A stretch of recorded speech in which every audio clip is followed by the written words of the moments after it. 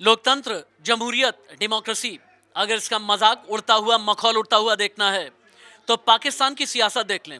सियासत नहीं बल्कि पाकिस्तान में एक पॉलिटिकल कॉमेडी शो चल रहा है। कभी होता है कि नवाज पीएम बनेंगे, कभी खबर आती है कि शहबाज पीएम बनेंगे, कभी इस तरह की खबर आती है कि बिलावल को पीएम बनाया जाएगा और कभी जेल के अंदर से इमरान खेला कर रहे हैं। लेकिन जनरल असीम मुनीर क्या करने वाले हैं? दानिश है मेरे साथ में। पाकिस्तान की जितनी खबरें हैं ये वहाँ की खबर देते भी हैं और वहाँ की खबर लेते भी हैं। कौन बनेगा पाकिस्तान का अगला पीएम? कब बनेगा पाकिस्तान का अगला पीएम? कौन बनाएगा पाकिस्तान का अगला पीएम? कब बनेगा इसकी डेट फिक्स नहीं है। कौन बनेगा फिलहाल थोड़ा सा सस्पेंस ख़त्म हुआ है कि शहबाज शरीफ बन सकते हैं। और कौन बनाएगा, जाहिर तौर की बात है कि सेना बनाएगी। सेना जिसको चाहेगी वही वहाँ का पीएम बनेगा। और रहा सवाल नवाज़ शरीफ का, तो नवाज़ शरीफ तो चाह रहे थे कि लंदन के वापसी के बाद कि खुद प्रधानमंत्री बने, खुद वज़ीर आज़म बने। लेकिन सेना ने उनको दो टूक लहजे में दो विकल्प दिए हैं। पहला विकल्प, या आप वज़ीर आज़म बन जाइए या बेटी को पंजाब प्रांत का सीएम बना दीजिए।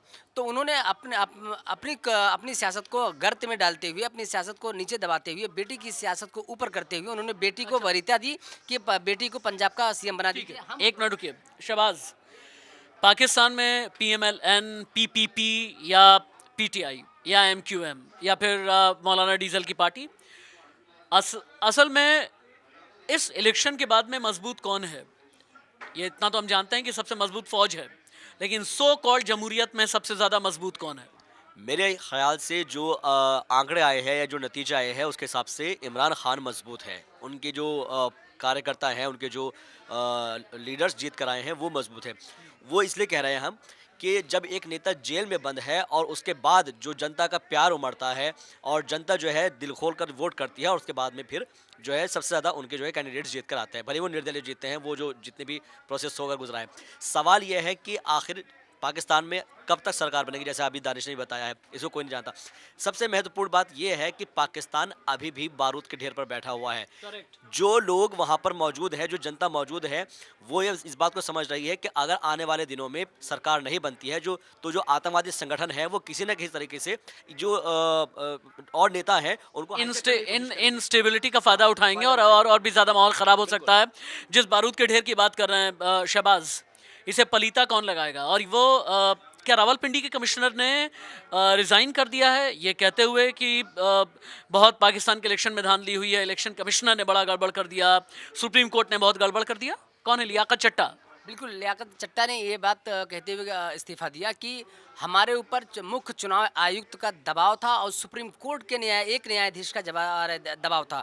उस न्यायाधीश का नाम तो नहीं बताया है, लेकिन आप सोचिए कि जब जहाँ की न्यायपालिका में इस तरीके की अगर वो दखलंदाजी कर रही है सियासत में, राजशाही में या उसमें क्या नाम है लोकतंत्र में, तो आप अंदाज़ा लगाइए कि वहाँ के हालात क्या हैं। और जहाँ तक पाकिस्तान के हालात की सवाल, पाकिस्तान के इस वक्त हालात 1971 के जैसे बनते जा रहे हैं। वहाँ पर हालात गृह युद्ध जैसे होते जा रहे हैं। मार्शल लॉ की तरफ बढ़ रहा है, क्योंकि अभी भी सेना जो जिसको चाह रही है कि शहबाज शरीफ प्रधानमंत्री बने, लेकिन नवाज अभी भी चाह रहे हैं कि हम वज़ीर आज़म बने। और वो नवाज शरीफ के जो पुराने नेता हैं, जो उनके करीबी नेता, वो भी चाह रहे हैं कि नवाज शरीफ ही बने।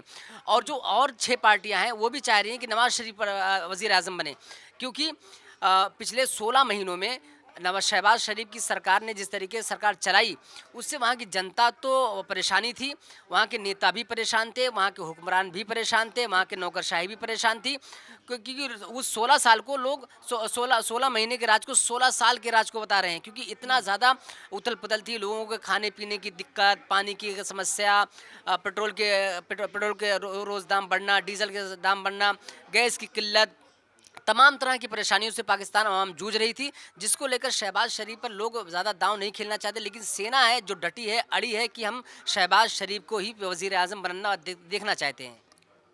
सेना डटी हुई है और शहबाज को अगले पीएम के तौर पर देखना चाहते हैं, लेकिन जनरल असीम मुनीर खामोश हैं। पाकिस्तान में जब जनरल खामोश होता है तो उसके पीछे कोई तूफान होता है। पाकिस्तान में अगर जनरल की ज़बान से एक भी अल्फाज ना निकलें तो आप ये समझें कि कोई सियासी ज्वालामुखी है जो फटने वाला है।